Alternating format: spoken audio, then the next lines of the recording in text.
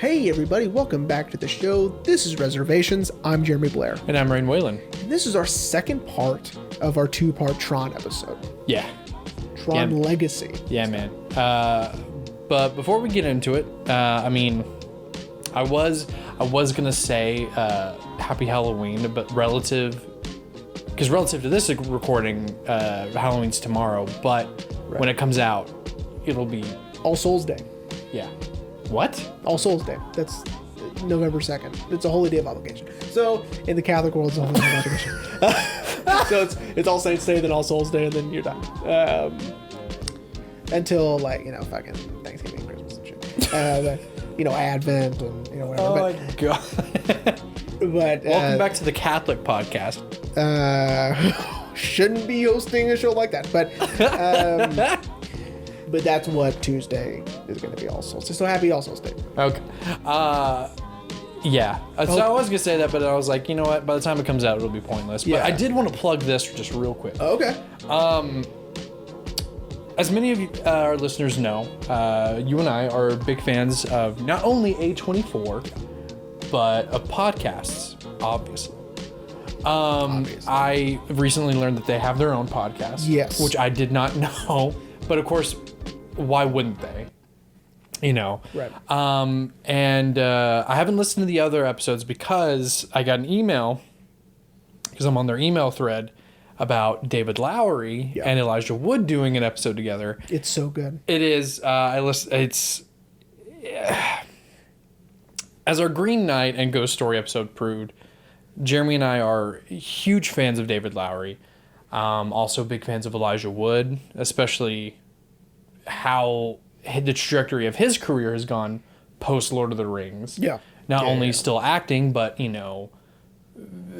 producing. He has his own production company. Yeah. Or it works for, I don't know. No, I think it's his. It's his? Yeah. Well, I'm pretty it's sure. Red, and he did Mandy. I know he produced Mandy and it's so good. Mandy is so good. The Color of Space or something like that. Okay, so he's doing He's doing a lot. I didn't realize that was him.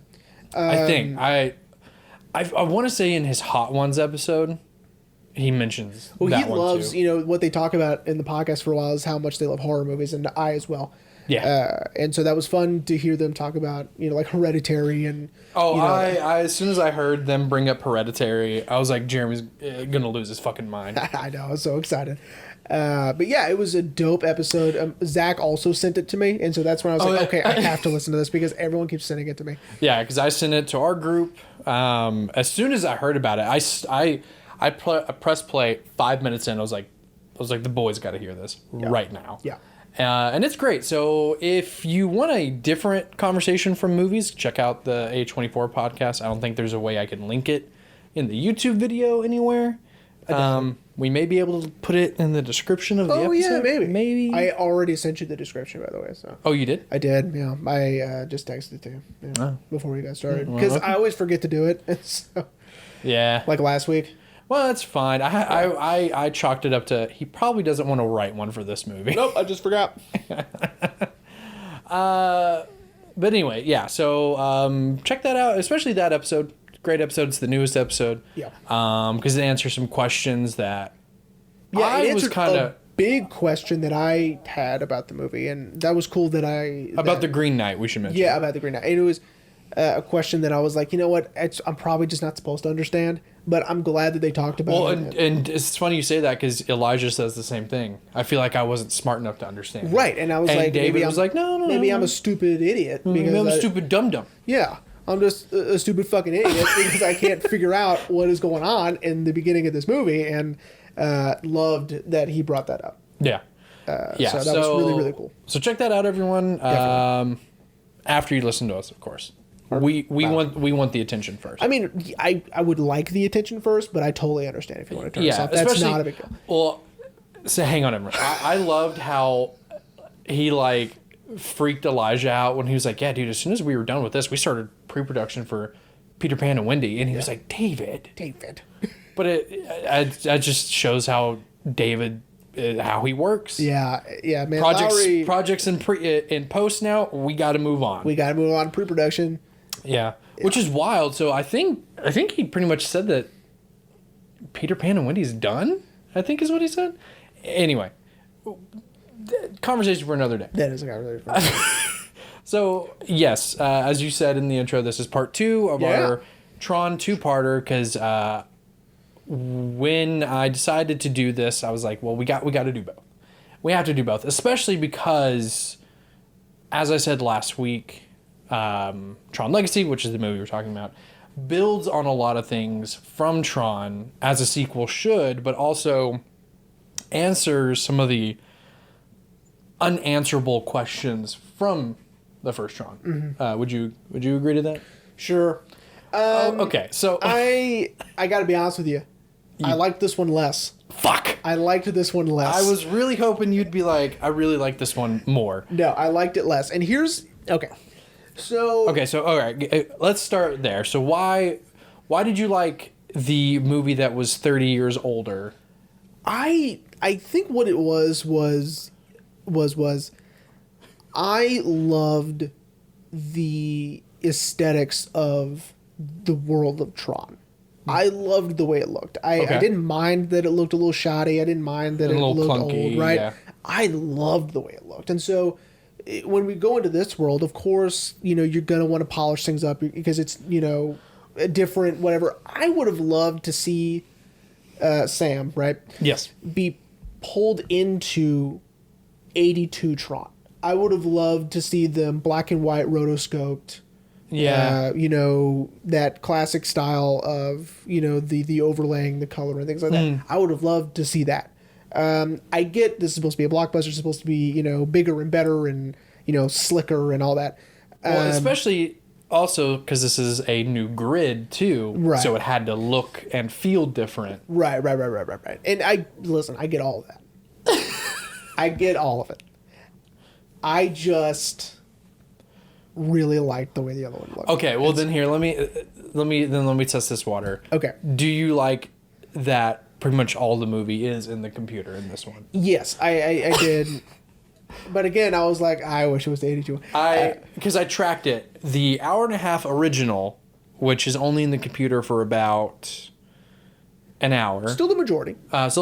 This one is the exact same, 30 minutes in the real world, an hour and a half in the computer. I was like, I feel like Jeremy's going to like that more. Yeah, I did. Because, and relatively speaking, it's the same, but... Now, I will tell you this. Okay, tell me this. Tell me this thing. The way it was shot, the cinematography, wasn't much of a difference between the real world and the computer world. Okay. Obviously, when you're in the computer world. That's not what I'm saying. I'm saying... No, I get what you're saying. As where, the original, we obviously knew we were in the computer because of how the camera is. It's completely different, right? I mean, it doesn't look anything like... the real world. Right. Now, again, I get it. You're going to be... I should put a counter at the bottom of the screen. Yeah, I get it. I get it. No. It's supposed to be... It's supposed to resemble the real world because it is a new grid. It is supposed to be more hyper-realistic. It's supposed to... Got it. Also, this one was longer, and I didn't like it.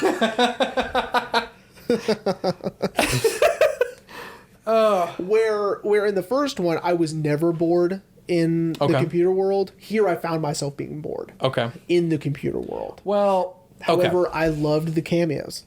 I loved Michael Sheen. I loved the 2 seconds of Cillian Murphy. Yeah. I was really excited. I go, shit, is that Cillian Murphy? Yeah. Oh, my man. What you doing in Tron? What?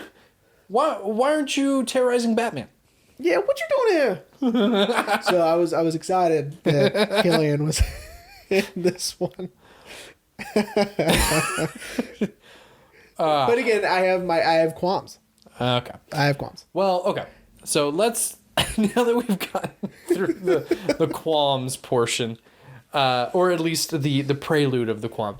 So let's tell the people what this movie is. So Tron Legacy, I would say, here's my one qualm with the movie. Okay. It's kind of like what we were talking about after we saw Dune and I was telling you about Halloween Kills.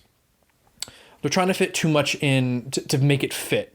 So they're trying to rework, re-engineer the timeline. And that's what they kind of do with this. They kind of sort of re-engineer the timeline. Sorry, that was my phone. Because the original is in 82, and then this movie starts in 89. So a 7-year gap where Sam, Flynn, because they repeatedly say it, his first name is Kevin, which I don't think they once said Kevin in the original. We just knew that Flynn was his last name. Yeah, and so, but now I was like, Kevin. So here's my qualm. Sam is supposed to be, we assume, 7 years old. Yeah. That means in 1982, when we last left Flynn, sorry, my Siri just activated. Laura was her name, right? Sure. The girl. Which is how the movie treats her, by the way, not us. Well, that's not what we're saying. But yeah. Leaves Alan, marries Kevin, and immediately gets pregnant. Yeah. Yeah. And then dies 3 years later. Because it's like a year after he exits the world of Tron. Yeah. But then as they say that she passed away. Yeah. Well, see, but then again... Okay, there we go. Sorry, now that I'm saying it out loud, I'm like, wait, they never explicitly say that it's her. No, they don't. I guess you assume, I guess they were led to assume then because... I absolutely assumed. That because they have a history. And, yeah. But anyway, that's my main issue, mainly because that kid did not look 7 years old. He looked 12 in 1989. Yeah. I mean, they had to get older and the kid's got to memorize dialogue. You know what I mean? Yeah, so. A 7-year-old probably been like... Yeah, it's not Dakota Fanning. Like, what's a clue again? Yeah, exactly. Like, oh my god. Codified likeness utility. Okay. Who's this? Yeah. Who's this? That's Tron. Bring in the 13-year-old. Yeah. But that's my only qualm with it is they're I get it that they have to obviously connect it to the original. And yes, there's going to be a little inconsistency, but I felt like and I've always felt this from the first time I ever saw it, then seeing the original, I felt like they could have made it a little bit more. Here's my least favorite part of that sequence, is they used the theatrical poster from 1982 for his video game poster. I was like, come on. Well, it's because they were trying to tie everything that the original did into this one. Oh, like, come on. What are we doing? Also, something else we should mention. You never see the word legacy at all in the movie. Oh, really? It's because the movie opens and it says Tron. Oh, you never see legacy. I thought I just missed it or something. No. Well, because I thought the same thing. I was like, where's legacy? And then I was like, oh. It's implied legacy because after Flynn goes missing, they say what will Flynn's legacy leave? Anyway, right.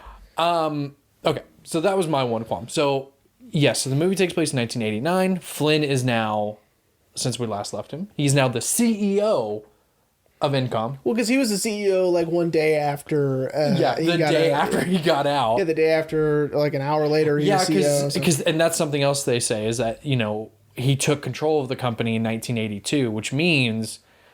Yeah, it was like same day. Dillinger got fired, and the company, the chairman was like, "You know what, man? This guy right here, he's got to be running." Which, by the way, who Cillian Murphy is supposed to be is Dillinger's son. Yes. Which was a lot of people, which I agree. I mean, a lot of people were upset that you bring in Cillian Murphy, you clearly are setting him up for the next movie. Well, there have been examples of this before because you're right. It's shitty because it's like, I love this guy. I want to see more of him or whatever, right? Not in this particular case. He's a bad guy. Who cares? But if you've seen The Girl with the Dragon Tattoo, David Fincher's Girl with the Dragon Tattoo. Yeah. Of course I have. The gentleman who plays Flag in Suicide Squad. Joel Kinnaman. Thank you. He's in the movie. He's in it for like 2 seconds. He's basically an extra. Okay? because his character is in the other books. Oh, so they were going to set him up. Exactly. And so, but since they couldn't get a sequel off the ground, it never happened. And so we have this very famous person. Well, and it's the same with this one. Right, you know, exactly. Because most filmmakers, hang on everyone, we'll get back to the plot. Because most filmmakers assume, like, we're gonna set this up for a sequel, because why wouldn't we get a sequel? But then when you underperform, the production company that funded you this, and in this case it was Disney. And Disney was like, yikes, you guys didn't bring in what we thought. Right. This was I think 170 million. It was the most expensive movie up until that time. $170 million. And I think most of it was visual effects. Duh. Visual effects and costuming, from what I read, because it was the most expensive costume budget too. Well, because they had to have lighty up suits. Yeah, lighty up suits. Lighty up. But yeah, so I don't fault the filmmakers, especially because this is, I don't know the director's name, I can't think of it, but this was his directorial debut. So I'm sure he was like, unbelievable. They're giving a first time feature length director $170 million. And like, don't fuck this up. Yeah, it's like, what? Okay. And especially considering I knew this from the special features when I first got my dual pack. He has a degree in architecture. Oh. Which explains why the buildings look the way they do, because he apparently sketched them and was like, we're going to use these. Yeah. Anyway, so they set up Cillian Murphy to be the villain in the next movie, but the sequel never came. Yet, it has now been officially greenlit. I think they're writing a script right now. They waited too long. No one's going to give a shit. Well, the same could be said for this one. Yeah, and guess what? No one did, because they didn't make the money back. So, but anyway, okay. So Flynn, CEO of Incom, he has now a 7-year-old son that we're just now meeting. But he disappears. Oh no. And then the movie, and in my opinion, very smartly decides to jump 20 years into the future. Yeah. Sam is now a 27-year-old man. I did like the TV exposition. Yeah, I liked that. That was cool. I liked the TVs and the whatever. That was cool. Yeah, man. It made me think of what movie? There's another movie that kind of sort of does that in that similar style, but I can't think of it. Well, now I'm mad at you because you don't know. Oh, well. So we jump 20 years in the future, and Sam isn't running the company. He's not running Incom because... You don't want to? You don't trust like that. But he is the largest shareholder, which means... I didn't like, by the way, that clunky-ass dialogue on the roof. Your boss reports to the chairman, and the chairman reports to the shareholders. And who do you think the biggest shareholder is? I don't know, some kid. Now, that I didn't like because I don't know if I, as a security guard, would know who the majority shareholder is of the building I work for. Especially, and also... That was silly. But why did he chase him to the roof? I don't know what he's like. And he got on the fucking ledge with him. Okay. And I know it sounds like I have other grievances, but I can. It's funny, right? Because he's like on the ledge, and it's like, dude, are you willing to die for this? What's wrong with you? Yeah, Sam is obviously, and the guy doesn't know that he's wearing a parachute, so the guy clearly thinks he's suicidal. Dude, speaking of that parachute, I laughed out loud of how long he waited to open that thing, because he would have been dead. He would have been liquefied because you opened it too late. You need to open it immediately. Yeah, as soon as he jumped, he should have popped that shit. But even then, you're hitting that ground too hard, man. You're at least breaking legs. Yeah. Anyway, so Sam being the, I guess, majority shareholder. And a superhero. Yeah. Well, because he's Johnny Fives. He's Johnny Five. Yeah, he's Johnny Five. It's a good point. But I guess I don't know business. I don't know how to business. But apparently, because he's the majority shareholder, if he wanted to run the company, as we see at the end of the movie, he could at any time. He could just step in and be like, hey, I'm running this bitch now. You're all fired. Yeah. But he didn't want to. And so he has decided to, once a year, prank the company. And in this instance, it is on the biggest release of their most secure software, which is so vague, I should point out. They took a lot of cues from the original, and I'm sure you can agree with me on this, of putting a lot of computer-sounding words and smushing it all together. Yeah. Even though it's like they should know better by now. Because this is 2010. Yeah. They... like, we knew computer words by then. I mean, Bill Gates and Apple were head-to-head by this point. You should have known what the fuck you were talking about. Now, of course, as we all know, Kevin Flynn is an Apple user because he used an Apple computer in the first one, and it's in Sam's bedroom. Yeah, that's right. It's an Apple. Well, because it's an iMac or whatever. It's like one of the first. It's just a Macintosh. It's a Macintosh. Yeah, that's right. Or because it's got the goofy looking grin looking. It's just a Macintosh. Disk slot. Yeah. Well, it's because Jobs pretty much funded Pixar. That's true. Which Disney owns. Anyway, sleepy. We'll stop that. Okay. Don't be tired anymore. Okay. I'll get right on it. Yeah. So, see, and that whole sequence, even though I enjoy it, of the board meeting, it is it's like I said, it's just so vague. Yeah. Like, this is our most secure operating software. Okay, how is it secure? Well, they already know.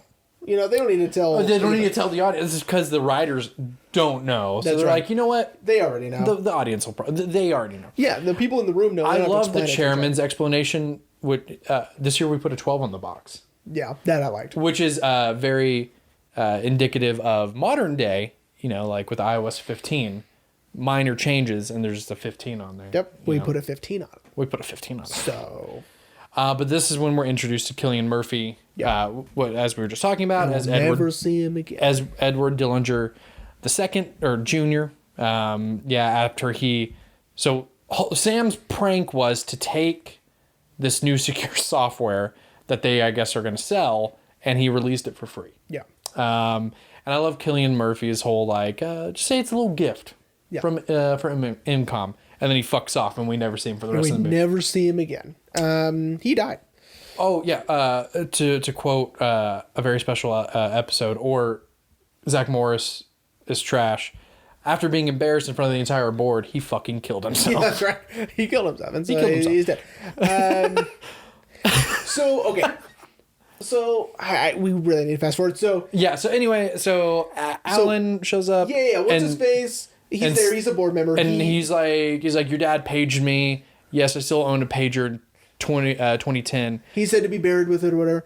Like, always have it on me or whatever. And then Sam finds a secret room in his dad's arcade, and inadvertently sucks himself into the computer. Yeah, and then because the motherfucker reads laser control. Sure, I'll activate that. And gets sucked into the computer, and now he is in the new grid. Yeah. Which is where the majority of the movie takes place. Which is, like I said, I genuinely thought you would like that way more. Yeah, no, I liked it way less. I liked it way less. I didn't like. Okay, did you like there were more games in this one though? Yes and no. Oh fuck. Because yes, of course, I like the game stuff. That's fun. No, because I get it. Okay.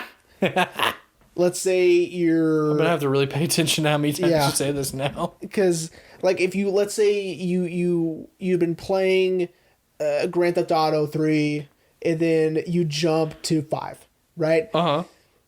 It's gonna be different. You're going to things are gonna be smoother, things are gonna look different, they're gonna be slicker, right? You'll be able to do things you weren't able to do in that original game, right? Right. Okay.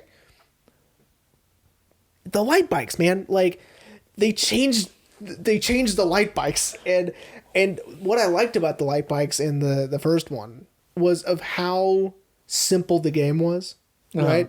You could only move in a straight line, right? You can't weave, right? It's a straight line, boom, boom, boom, get them done, right? This one you can do whatever you want, But So that's my complaint. you're answering your own question though. I know, but I didn't like it. I didn't like that you could do whatever you want. I liked the simplicity of the original. Well, because as we've been saying, by this point, games have become more like sandboxes where you can do whatever you want. Yeah. So they had to mirror that. I know. I get it. Okay. But did you like the new suits in this one though? The suits were cool. The suits were really cool. The suits were rad. They morphed onto their bodies, and when they put the armor on, the armor like connected to each part. Yeah. And the identity discs weren't just frisbees this time. No, they were not just frisbees. Although, no, that was cool. Okay. Now I want to ask you this because I want to know when you figured it out. They're also weapons, which is insane. Go ahead. Well, they were weapons in the original too. Barely. When did you figure out that Rinsler was Tron? Was it towards the end of the movie, or was it at the beginning? It was when they told me. Oh, it was when the movie actually told you that Rinsler was Tron? Yes. Well, they don't do... Yeah. And it wasn't meant to... They were trying to hide it. He still has his T. It's just red. Oh. Yeah. See, I wouldn't have even... But they did a good job by keeping his head low, so his helmet blocked it. Right. Smart. Smart. I missed the hockey helmets. No, I'm just kidding. The helmets this time were so rad. I wonder if Marvel took their cue from this movie, because that has the helmet like morphs around them. Yeah. Like with Tony Stark and stuff. Honestly, they came up with the nanobots just because they were so sick of having like a real helmet on everybody. Yeah. It's like, you know what, man? Just like have it zoop, zoop. Like RDJ, wear this motion capture suit and we'll just do it. We'll do it in post. We'll do it in post. Speaking of doing it in post, so I'm 90% certain I said this last week, and I want to retract or redact this statement. This was not the first time of digital de-aging of Jeff Bridges. I think it was the first time of how they did it like this, but it was not the first. I would also say it was the first time you used it, a movie used it, so you can go, oh, how did they do that? Look how young he looks. The first example would be our boy David Fincher. Yep. For The Curious Case of Benjamin Button. But for that one, it's a little different because that one, of course, it's embedded in the narrative and it's so important, right? But in this one, it's just, it's sort of for like the way they did it for Kurt Russell in Guardians of the Galaxy Part Dos, right? Part Tre? Yeah, Part Dos. Part Deux. Yeah, Part Deux. Because I even told Mom, as soon as I got out of the movie, I go, you have to see it. You're going to lose your mind. Because Mom was in love with Kurt Russell in the 80s. And I go, you're going to lose... I mean, who was it? I know, right? I'm like, you're going to lose your mind because of how perfect it looks and how young he looks, right? It's sort of like... It's almost taking the audience back in time as well. Yeah. So I think that's what this is doing, where Benjamin Button is not trying to do that. Right. They're trying to just tell a story, right? This one, it's kind of like... Well, and they have to show that Clue's back.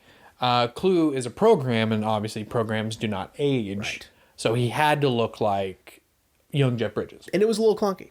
The de-aging is a little clunky. Because how they did it, they used a body double who would do the scenes with the actors, and he would be wearing the motion capture helmet, and he had markers on his face, and then they scanned Jeff's face, and then I think used photo references from the original movie to get him back to that age of 30 years old. It just didn't seem as natural. I think that, he looks like a video game character. Yeah, with the face movements, right? Yeah. It's a little, like, stiff. Right. Yeah. Oh, and it's. And you're right. He does look like a video game. And it's also it falls into the uncanny valley situation. Yeah. Which, if I'm being honest, a lot of the criticisms about the movie I remember were about that. The de-aging. Yeah. That's fine. Because they're like, ugh. Which again at the time, good job. Yeah, I mean Ashley was kind of half paying attention. It's pretty much perfected now. And she was like, even though it does look a little, she agreed with me. He looks like a little bit like Hugh Jackman, a little bit, just a little bit. But she was like, but that's not bad. It's not bad, especially like if you look at another Marvel movie like I know you don't really like this one, but Captain Marvel and the de-aging of Samuel L. Jackson, he looks great. Again, they've pretty much perfected it now. I mean, and also shout out to our Irishman episode, Martin Scorsese. Yeah. With how he did it with he did it differently. Using the trackers on their clothes to de-age their face. Because he didn't want them to wear a helmet or have dots on their face. Yeah. It'd be distracting. Shout out to our Irishman episode. Yeah, of course. Oh, Irishman. Oh, I want to see it again so bad. And I got on the Criterion now. Yep. I would definitely recommend watching on the Criterion. Because I got the bootleg. And then I got the bootleg before they announced the Criterion, and then you're like, well, I gotta get that one now. Yeah, I gotta get that one. Okay.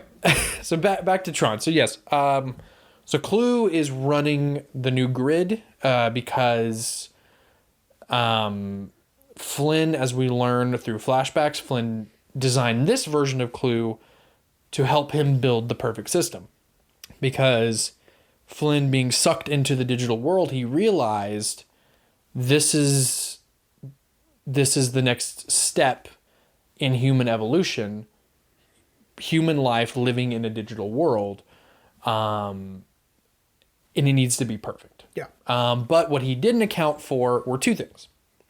One, more computer words smashed together. Yep. Isomorphic algorithms. That I didn't understand, but it was literally created for the movie. I looked it up to see if it actually meant anything. I don't know if that meant anything. Okay, cool. It was two computer sounding words smashed together. Yeah. That's why I'm glad they just shortened it and called them the ISOs, which are essentially these programs that manifested themselves. They didn't need someone to write them. Spoilers, don't get attached to those guys. Spoilers, they all die. They all die. Genocide. But then here's the second thing that happens. Clue sees them as imperfect because no one created them. And Clue decides, fuck this. Yeah. And Clue performs a coup. And takes over the grid, commits genocide on the ISOs. Sorry. That just sounds so silly for a Disney movie. There is genocide in this movie. Yeah, this is a Disney movie. PG Disney movie. Yeah. And they commit genocide. So much genocide. Yeah. So many digital lives lost. Technically, it wasn't real genocide because they weren't real people. That's true. They just look like people. And Olivia Wilde's still alive. So technically, it's not... genocide is everyone's dead. Oh. And there was one left. So I don't know it wasn't true, just... but yeah. It was just mass murder. Mass murder. But anyway, and Flynn has been exiled to what they refer to as the Outlands, which is the only place of this new grid that he didn't touch because he did have the forethought of, I don't want any programs getting out. Yeah. But then what begs the question is, if he had succeeded and he was able to bring the real world into the digital world, how would you have gotten out? No clue. Right. Now, so he's been stuck in here for 20 years, right? Yes. And it's because, much like Inception, in Dream World, time moves slower. In digital world, time moves slower. So he had more time in the digital world to work on it and get things done, and it's only an hour or whatever. Yeah, he said, hours in here were minutes out there. Right. But he didn't get out in time, and obviously if he can't get out in time, he can't open it back up. And so he was lost forever. Shout out to a meme, and hopefully Future Rain puts it on the screen. Shout out to a meme my mom sent me. If you die in the metaverse, you die in real life. That made me laugh so hard. Hey man, I'm still laughing at the barbecue sauce on the shelf. So, on Zuckerberg's. I'm gonna have to. Is it in the meme I sent, or is it? No, it's just it's in that video that he made describing Meta and whatever. There's a bottle of barbecue sauce on just there the shelf. Is it Sweet Baby Ray's? I don't know, but because there's a video of him. Hang on, there's a video of him, I guess barbecuing while he's live streaming, and he's talking about Sweet Baby Ray's, great barbecue sauce. Yeah. But he's Sweet Baby Ray's, man. It's like he fucking invented it or some shit. Well, he is a lizard from outer space. People like that do get a little fixated on things, Uh-huh. People on the autism spectrum, I'm not laughing at anyone on the spectrum. I'm laughing at Jeremy pretty much saying that Zuckerberg is on the spectrum. Oh my god, have you like seen this guy do anything? No, he's on the autism spectrum. He's just an alien, bro. All right. Okay. Anyway, so Sam. Flynn has been stuck here for 20 years, and then we get to see that silver fox in all his glory. Yeah, we do. And I liked his bracelets. His beads. He's pretty much just the dude. And you're right. He is like a hippie, and he especially more so in this one. Yeah. He had some hippy dippiness to him in the original by saying man all the time and how he said man. Yeah. But this one they really lean into Flynn's a hippie. Yeah. Especially now, apparently 20 years being stuck in a computer, it makes you become a guru. I love how he's like, Sam, you're messing with my Zen thing, man. Now, here's the thing that I loved. Tell me this thing you about loved. This movie. Tell me this thing you loved. When Sam is in the Kevin's domain, the house. Yeah. Right? His bedroom looks like the bedroom in 2001. Oh. Or at least it reminded me of the bedroom in 2001, and I really, really like that. Go back and watch it. To me, it really, with the bed in the middle of the room, the floor lit up, it looked like that. Well, I wouldn't put it past it. Kubrick, his touch is everywhere still. Yeah, that's true. But anyway, that's the thing that I loved about it. Yeah. But then we get That's it. Then we understand why Sam was lured in by Clue, because Clue was hoping Alan would come in because he sent the page to Alan. Yeah. But when Sam got sucked in, he realized because he realized that if Sam was here, he and Flynn were going to try to make a break for the portal to get them out. And that's what Clue wants. He wants out. Yeah. Classic bad guy stakes. Classic bad guy stakes. I want you in and I want out. Yeah. But just like Godfather Part 3, they keep pulling him back in. Yep. But Flynn, having take on this whole guru and very zen lifestyle in the 20 years, pretty much tells Sam, like, no, because Sam's like, no, we need to make a break for it. I got to get you home. I'm not losing you again. And Flynn's like, no, like, we'll find some other way. This is what Clue wants. Mm-hmm. The best thing to do is not to do anything. Yeah. Which, both guys are right, technically. Yeah. But if I'm being honest, and I hate to do this, I agree with Sam. Wow. I never want to disagree with the dude, but you gotta get the fuck out of there, man. They gotta get out of there. You know, like, it's so hard for me to watch movies like this and be like, I don't know what it is about me, with movies like this, but I found myself going, okay, how did he stay alive? Like, don't he have to eat? Well, see, and of course when they're eating in there, I go, what is even that? What is that? It was green beans. Yeah, but and a fucking pig. Where'd he get it? I know. What is happening? The only thing I can think of is maybe just like with aging, time is slow in there, so maybe he brought all that in there and it's still, I don't know. Or maybe, I don't know, maybe it manifested itself. See, I was kind of hoping you'd bring that up, but at the same time I wasn't, because I was thinking about it as I was rewatching it today. Yeah. I was like, how the fuck did he get a roasted pig into this computer? And this is another thing that got me was, and then I'm done with, for now. For now. Is when Olivia Wilde saves Sam and then busts out the place, right? Uh-huh. She's like, oh, they can't because their vehicles can't handle it. And I go, what's stopping them from doing that to their vehicles? It's a computer. You know what I mean? Because I don't think they can create any of those vehicles. Okay. I think Flynn did. Okay, so Flynn's the only person that can do that. Well, yeah. I guess that makes sense. But again, because remember, towards the end of the movie, they're like, what is he doing with all these programs? And Flynn goes, well, Clue can't create his own programs. He can only repurpose them. I see. So. Okay. That makes a little more sense. But the food thing drives Yeah, me the crazy. food. Yeah, the food. I can't answer that. The food thing drives me crazy. I can't fucking answer that shit. Like they're all eating at the table. Like, how?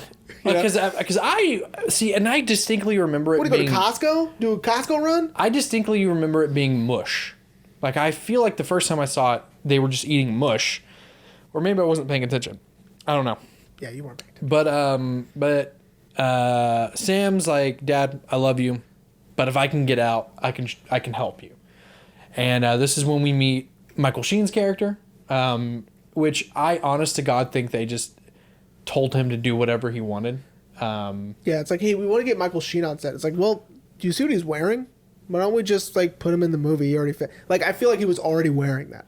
Probably because he was. I read that he was a big fan of the original, and when he caught wind that they were doing this, he wanted to be in it because his managers were trying to make sure Disney didn't find out, so they didn't try to offer him a lower rate. Oh, yeah. But apparently he would have been like, I don't give a shit. I want to be in this movie For free, I'll do it. for free.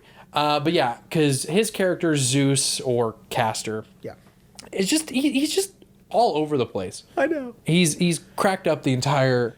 He's nuts. But that's it. And I feel like it's because I was telling Ashley, I feel like because they were gonna kill him off. Spoilers. Oh, yeah. They pretty much like, he doesn't need to have a distinct trait. Yeah, he's gonna betray Sam, but he doesn't need a distinct thing. Like, because we're gonna kill you. yeah, let him do anything he wants. Because and something I pointed out, and maybe you caught it too, is how the fuck did he learn how to do the tramp thing? The whole like with the cane. I was like, you mean to tell me in this guy's history, talking about like the war that he fought against Clue, he learned how to do the tramps like niche like they cane thing. They get Turner Classic Movies down there, and so Could you imagine? Yeah, It's the only movie channel they get. yeah, they only get Turner Classic Movies.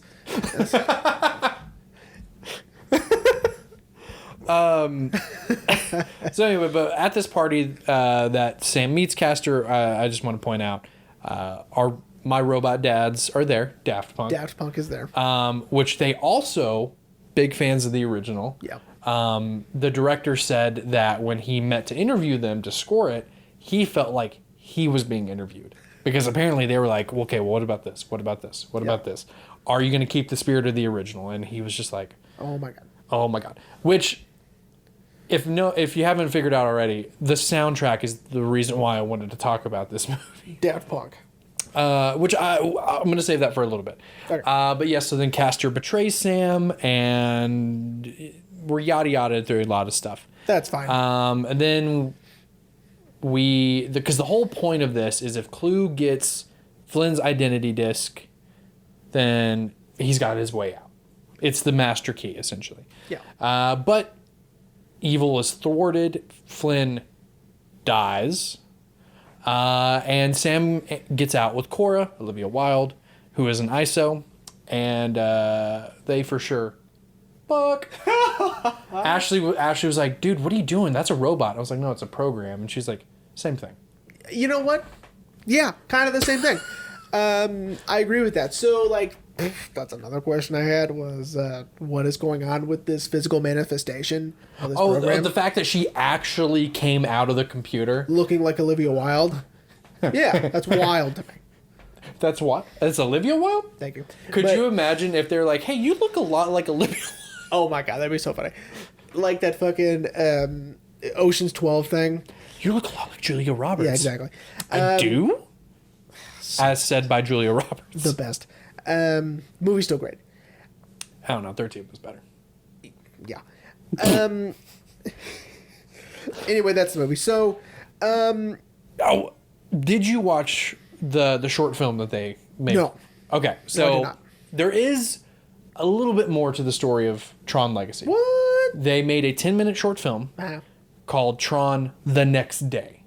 Because, Tron's all about the next day thing. Where Sam has taken control over Incom. He's fired the whole I board. told you, it happens in a day. Well, when he comes out of the computer, he tells... That's so silly. He tells Alan, I'm going to take over the company. I'm making you chairman. I'm going to need you at the company tomorrow. Yeah. But anyway, well, the short film is more about... Is Killian in that one? No. Okay. but he's referenced. Okay. Because Ram from the first movie shows up, the actual programmer of Ram, same actor, shows up because he has started this movement called Flynn Lives. And it has started from when Flynn disappeared. And this is, even though it's called Tron the Next Day, it bridges the gap in when Flynn disappeared to the events of the movie. Mm-hmm. And, it talks about like how the company seized control from Alan when the Flynn Lives movement sort of died out and then was resurged again when Sam started playing his pranks on the company. Mm-hmm. And then when Sam took over the company. And so it's revealed that Alan has been funding Ram.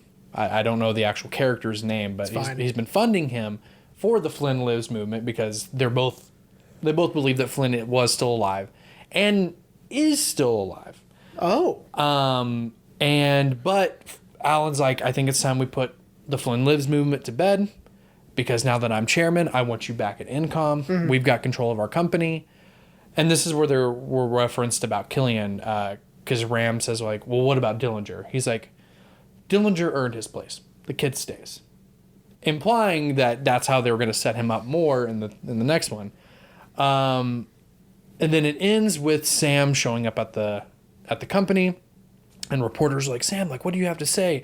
What do you have to do? And he does a very just kind of goofy thing that they've done a lot in movies, where they're like, what do you have to say? And he unzips his jacket and opens up his shirt and it says Flynn Lives, and then it ends. Okay. Okay, that I didn't like. Well, that's fine. It's only on I think it's on all the Blu-rays. Oh, okay. So if you go back and watch your Blu-ray, you can see. Nah, I'm good.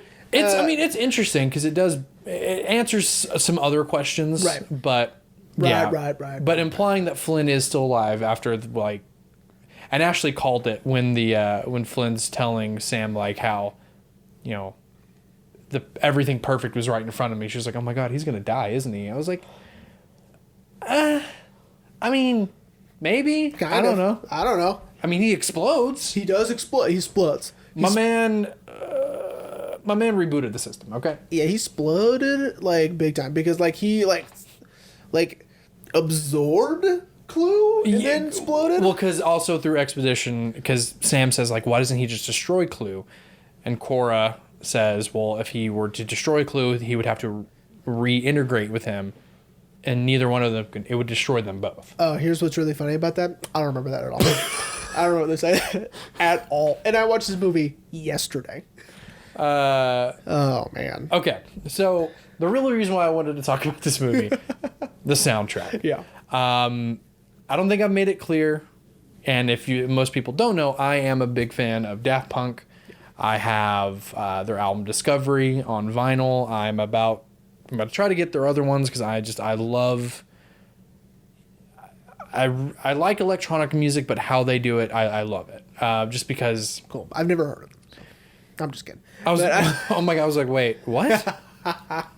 Yeah, but I've never really been a fan. So and they consider the soundtrack an album. They like how Queen considers the Flash soundtrack an album of theirs. Yeah. Like it's not just like, oh yeah, we did this and we had fun. Like no, they consider this an album. Sufjan thinks that about Call Me By Your Name. Second time we mentioned Call Me By Your Name. Call Me By Your Name? Call Me By Your Name. Timothy Chalamet? Because like Sufjan Stevens did the soundtrack to that one. And I love Sufjan Stevens. I think a lot of artists do that. I want to say Mastodon did that for one movie where they considered the soundtrack they did. Yeah. I don't listen to Mastodon. I mean, if they do like the full album, you would assume like, yeah, of course they would just consider it part of their discography. Yeah. Well, so the reason why I love it so much is because what they did by combining a real like symphony orchestra with electronic music, it just blows me away. Like, I was listening to the soundtrack. I was actually just listening to their discography while I was doing my inventory count at work. And I got to this one. I did it backwards. I did Random Access Memories, their final album.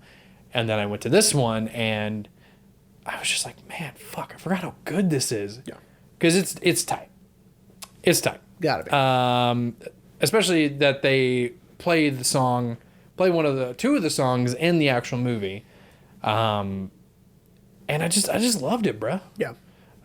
Because I feel like it maintained the electronic score of the original, but adding a deeper element to it with this full orchestra. Right. Because some of the songs aren't electronic at all. It's an actual orchestra. Yeah. And they composed it. But then there's songs that are very Daft Punk, very electronic. Like with the song that we're using to start and end this episode. Well, I mean, I know you're not a big fan of electronic music, as we've had heated discussions of Gambino's final album, Childish Gambino. But I mean, what was your opinion of the score? Well, when I finally started noticing the Daft Punk score, it was when he's rolling up to the club, right? Yeah, the end of line club. Yeah, when Sam is going up to the club, I was like, okay, that's Daft Punk, and it's not bad. You know what I mean? It was fine. I did notice the orchestral score at one point, and I was like, okay, cool. I remembered someone did this. I had forgotten. And so I was like... because it throws you off. You're like Daft Punk did this? Daft Punk? And so I was like, oh, I remember him saying someone, like, well-known did this soundtrack. And then once he went up to the club, I was like, oh, it was Daft Punk. That's right. Oh, that's right. It was Daft Punk. It was Daft Punk. That's right. And then it didn't even occur to me that they must have also composed the orchestral stuff, which is cool. I like that they can wear many hats, or helmets, as it were. Not anymore, though. Yeah. R.I.P. R.I.P. They're not dead. They don't. No, they're dead. They're dead. To me, anyway. Well, and something, I love the soundtrack so much I bought it. And I'll show it to you because I think I've got it over here somewhere. Oh, it's a CD? I'm pointing at my CDs that I haven't updated in about 6 years because I don't buy CDs anymore. No one. I buy vinyl. And I buy stuff digitally. I buy 8-tracks, so... Could you imagine if they started making cars with 8-tracks? Yeah, 8-track players. I buy 8-tracks, so I don't know. My dad still has some like in a box somewhere. That's cool. I have a cassette over here too on my little knickknack. Knickknacks and bric-a-brac shelves. Yeah. But anyway, the soundtrack's dope. Yeah. And that was the whole reason why I wanted to talk about this movie. Yeah. Because this isn't a music podcast. I mean, yes, you and I are also big fans of music too. But I knew I couldn't convince you to do one whole episode on just music. Plus, I enjoyed the movie. Like I said, it was my first real exposure to Tron. Because I knew of the original movie. I'd never seen it. So there were things that I didn't get, but there were things I understood with this one, not seeing the original. Yeah. And then, of course, if anyone out there, like myself, played a game called Kingdom Hearts 2. Have I told you about Kingdom Hearts? You know what games? Yes, I know about Kingdom Hearts. Yes, yeah, so it's, if anyone doesn't know, it's a joint venture between game developer Square Enix and Disney, where Square Enix develops the story, but it integrates a lot of Disney characters in it. Well, in Kingdom Hearts 2, they go to the grid and they meet Tron. And I was like, wait, this is Tron? I was like, this looks nothing like the movie I just saw.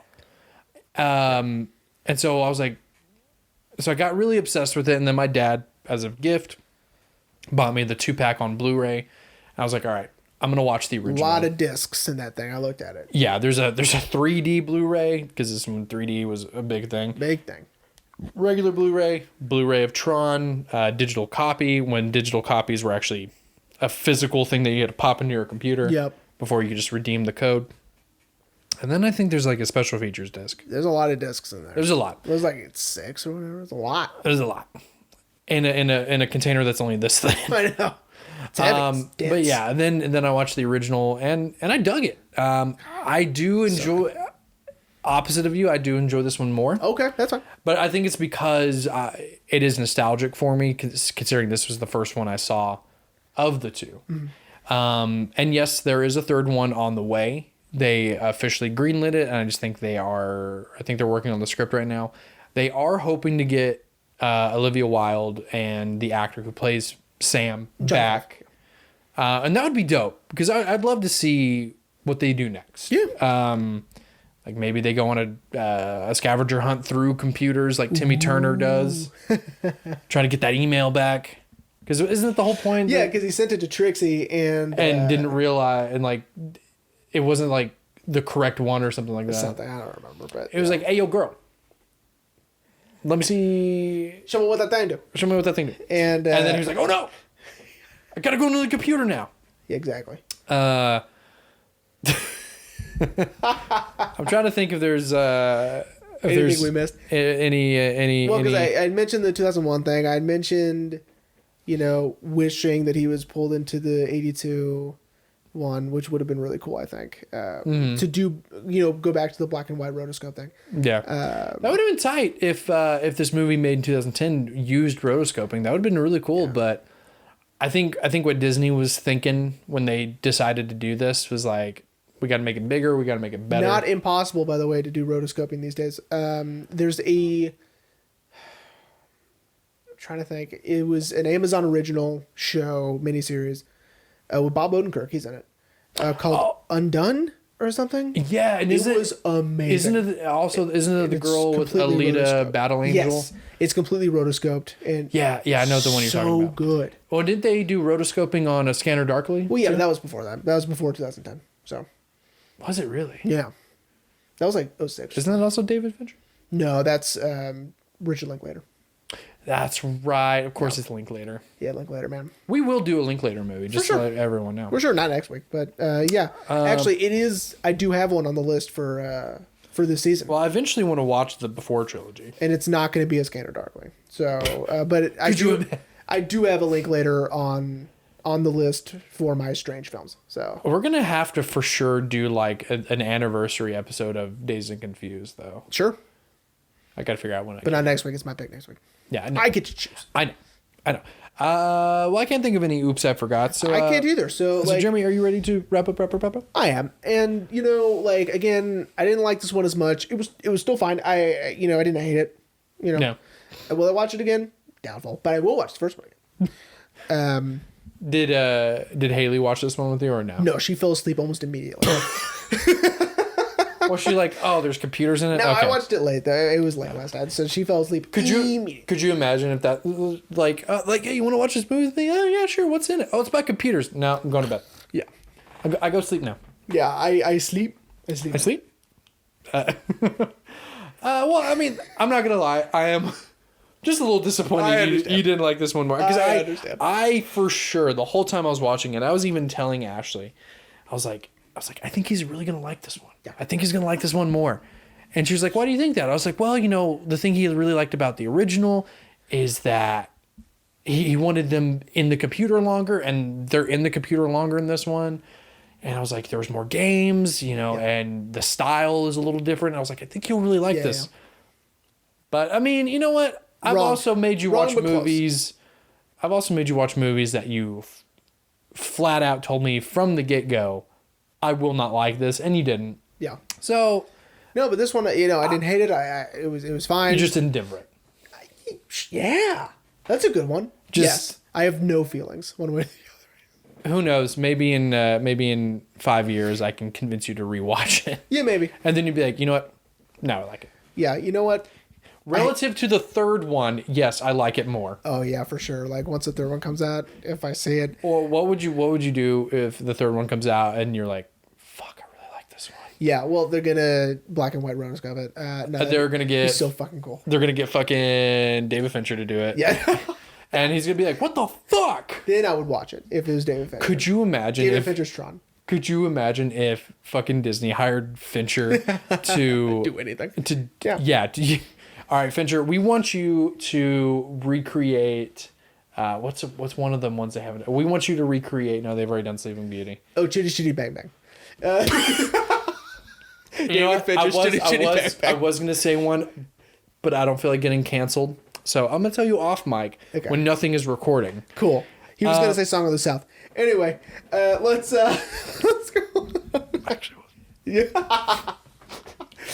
That's funny.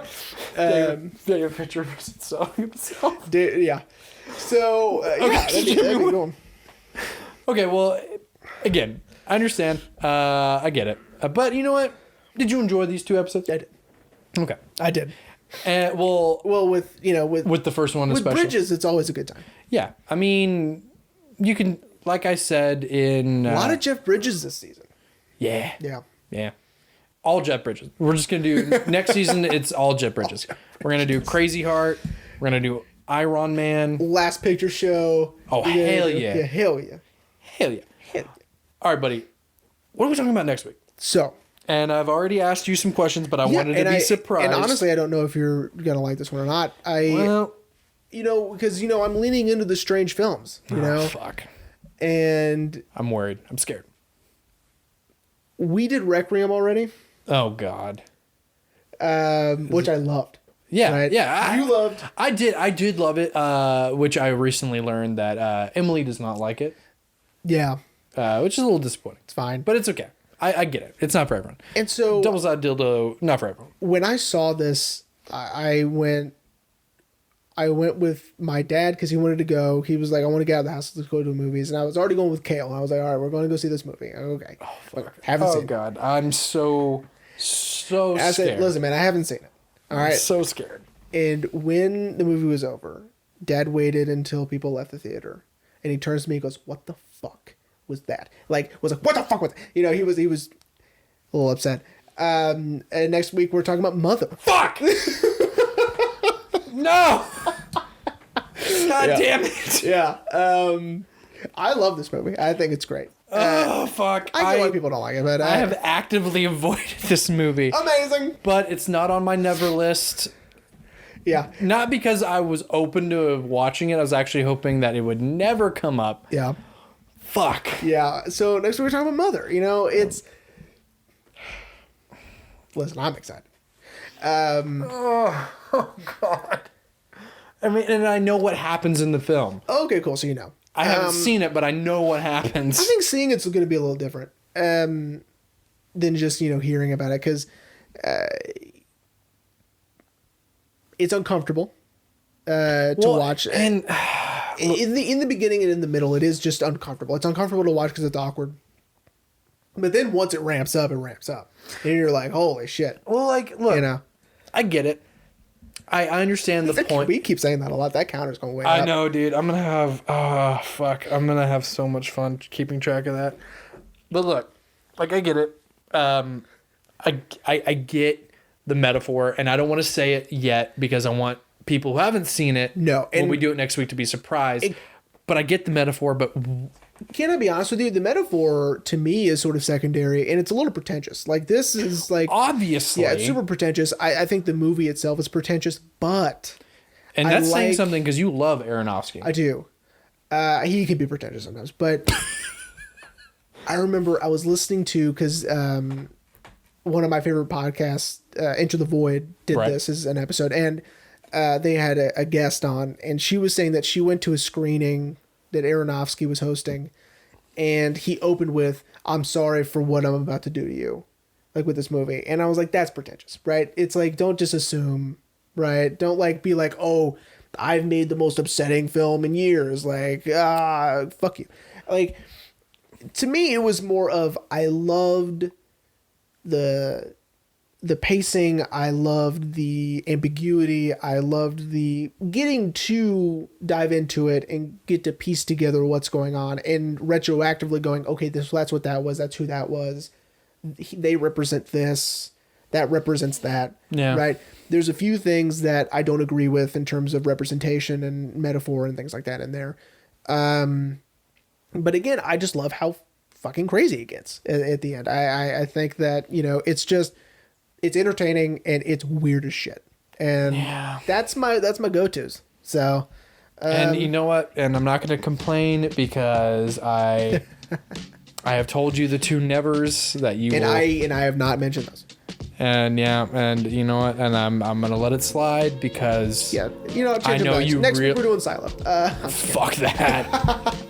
I will purposefully watch a completely different movie and be like, yeah, man, so this is why I loved The Mummy, Tomb of the Dragon Emperor, okay? Oh my God. The worst of those movies. But all right. I do this bit where, if I remember to do it, if someone asks me hey, what's this movie about?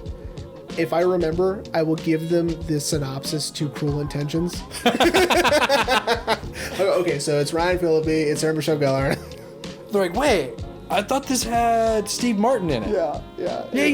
You're Ryan Phillippe. Yeah, Ryan Phillippe, and so like they want to have sex with each other, and they can't because they're step siblings. And so like, first off, that movie's dope, and I really like that movie. By the way. And has no one, if they want sibling love, have they never seen Clueless? I know, right? Like, I love movies. Okay, we need to end this episode now. Okay. Next week, Mother. Yes, we hope everyone enjoyed part 2 of our Tron, or my Tron. Not trilogy, the 2-parter. And we'll see you next week for Mother.